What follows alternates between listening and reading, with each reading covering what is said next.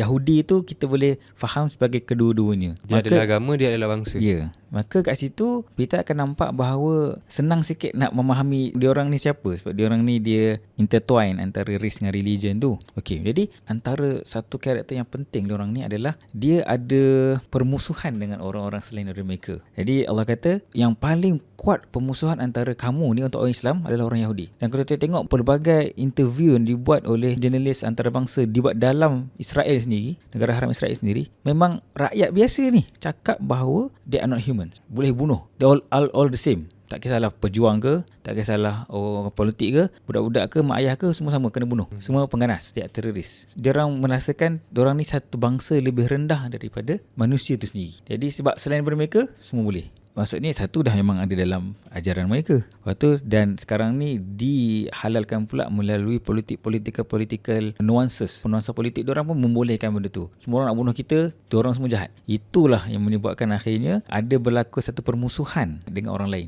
Perundangan tu berbeza sama mereka lain, sesama orang lain yang beragama lain. Itu yang antara benda besar lah yang sebenarnya karakter mereka ni, permusuhan dengan orang lain tu.